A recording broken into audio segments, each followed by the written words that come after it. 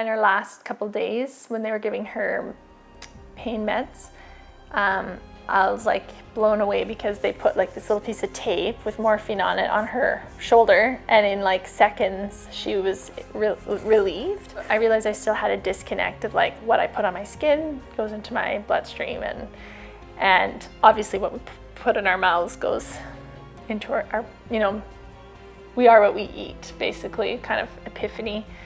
Pesticides are designed to kill insects, and food, people put them like in their soil and on their plants, was kind of like, oh yeah, that doesn't really make sense.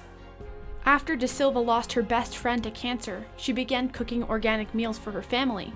She prefers the farmer's market where vegetables from local farmers like Man's Organics are fresh, and she can meet them face to face. For farmers like Man's, creativity is required to keep the pests away. But yeah, this is what we call the bug hotel. What we have is 8 separate compartments. We've actually got barley plants growing in here, and we're growing an aphid on here. You can see they're covered with aphids, but these aphids will not go into our tomatoes, peppers, and cucumbers. So we keep these in isolation.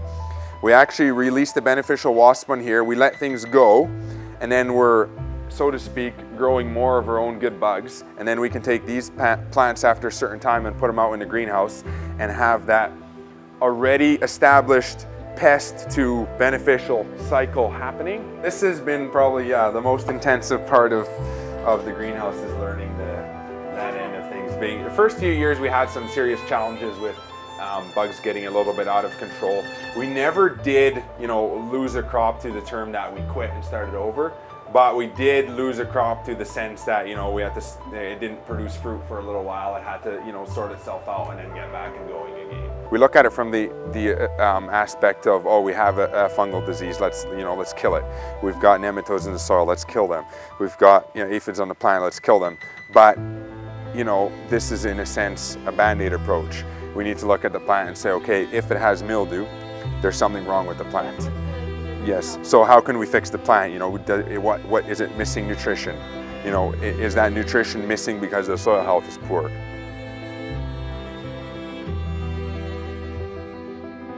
Whether food has been sprayed with herbicides or pesticides or not, copious amounts of food is wasted each day. Sometimes I'm shocked by the amount of waste that's in the food system and just on our small farm. And we try to mitigate it whenever possible. There is such a thing as really ugly carrots. Usually what we do is we'll have an extra box that says these are our seconds carrots, and so we'll give people good, nice looking carrots, and we'll say, if you want extra carrots, take from this box, and that's an easy way to do things. And I think a lot of times you have carrots in all shapes and sizes, and from my experience, when you're selling to a grocery store, you need to have them perfect. When you have a relationship with people, they don't care. And supermarkets change everything. They changed the sourcing, they concentrated all of the money into the middle, and if you look at the food system, it's an hourglass. So you've got here all of the farmers, in the middle you've got all the intermediaries, grocery stores, wholesalers, that sort of thing, and then you've got consumers on the bottom. Individual choices are limited by the freedoms of an individual.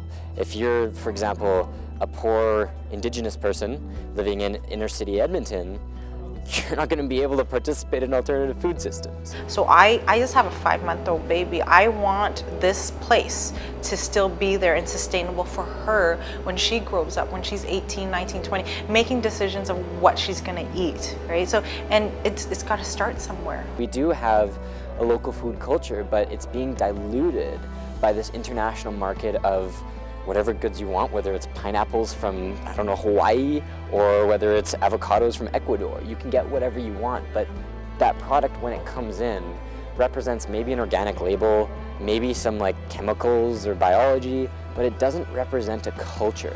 Some people look at food as fuel.